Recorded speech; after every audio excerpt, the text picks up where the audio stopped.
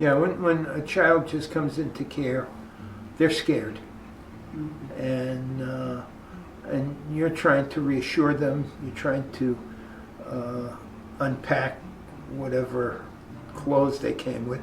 A lot of times it was just a plastic bag.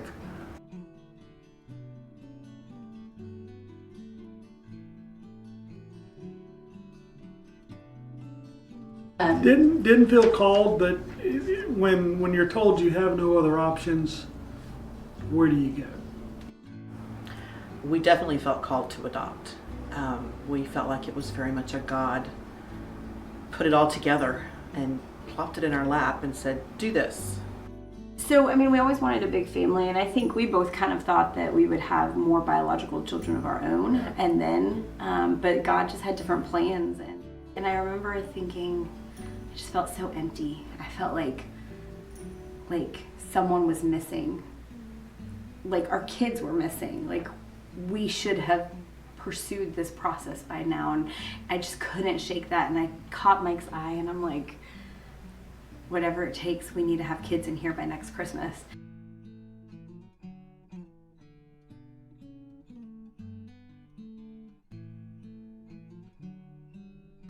My husband and I decided to adopt after we saw a picture of Ja's school from an orphanage that my aunt was visiting and feeding the children. One of the children she was feeding was our baby Ja's school. Well, we were actually at church one Sunday, and a new family came in, a woman with 2 children. And I went over to talk to her and found out, some things about her, why she was new in town and everything. And she had had a lot of losses in her life and was pretty depressed. And she shared with me that she was really thinking seriously about killing herself.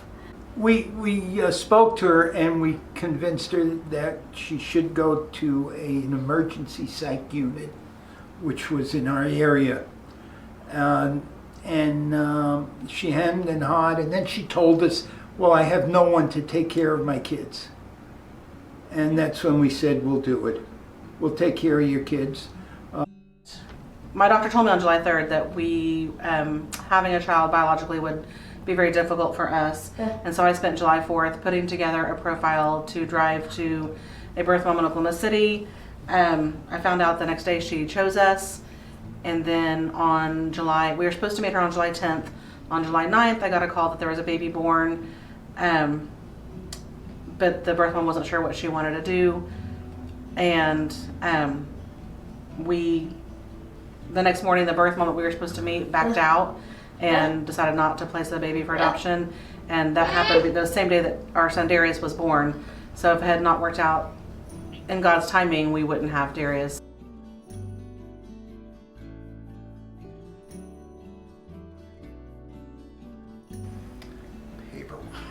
Right, there's so much paperwork.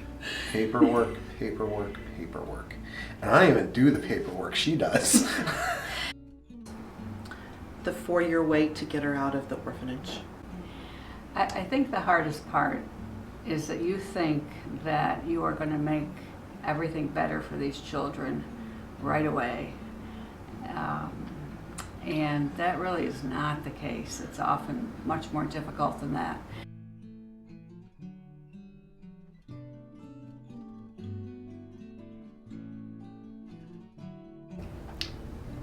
I now know why you have 9 months to get ready, and it's all about getting a car seat in the back seat of the car.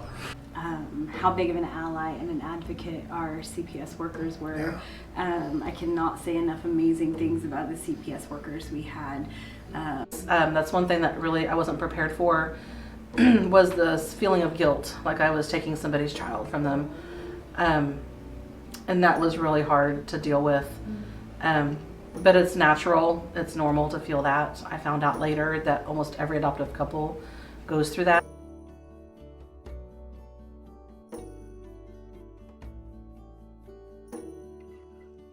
Of all the 35 years, we had one opportunity we thought we might adopt.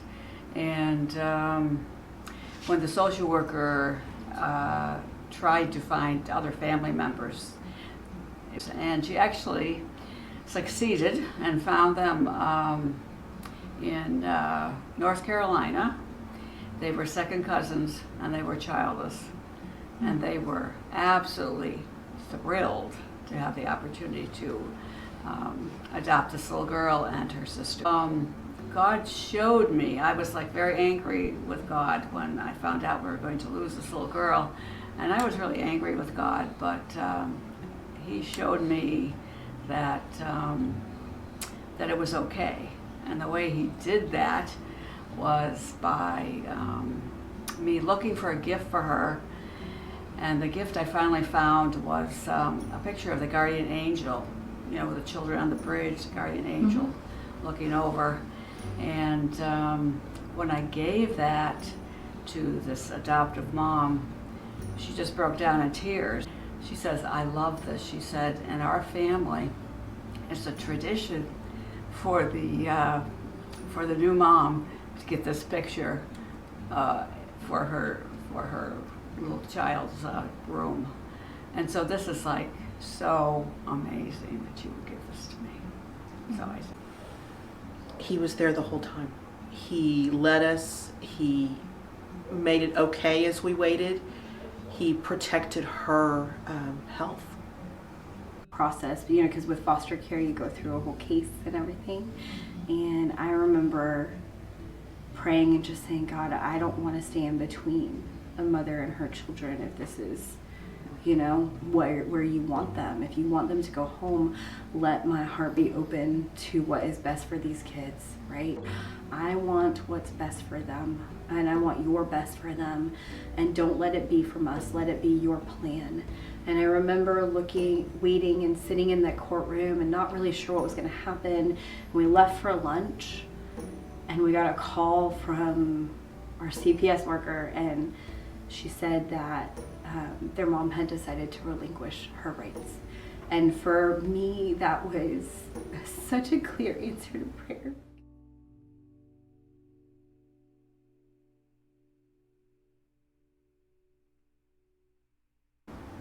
I would say it was for us a huge breath of fresh air, and to definitely adopt. Pray about it.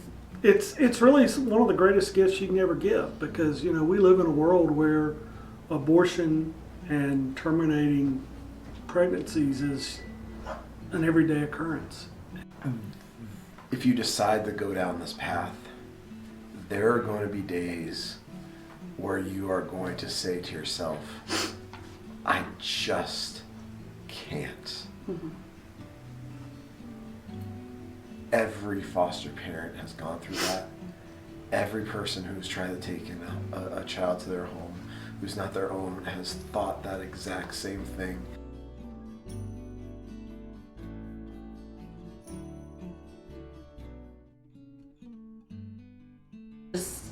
If you're asking questions, make sure it's coming from a place of support and not just curiosity.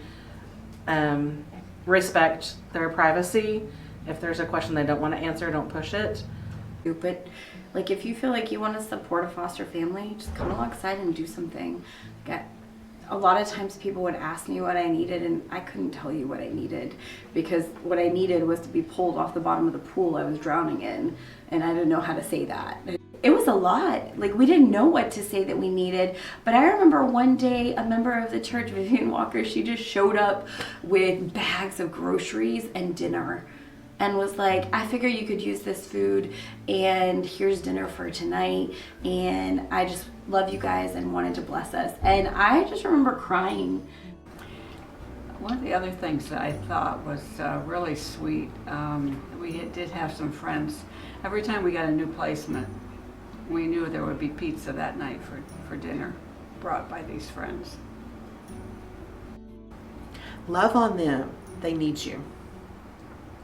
I mean, it's really the story of our church. You know, this is something that I was 22, you were 21, 20 at the time, and we're going through premarital counseling. We're like, this is going to be our mission. This is what our calling is. And deciding that then, and then in Massachusetts, and then, you know, fast forward years in Texas, and having a church being like, man, we had so much fun supporting you. Why do we have to stop?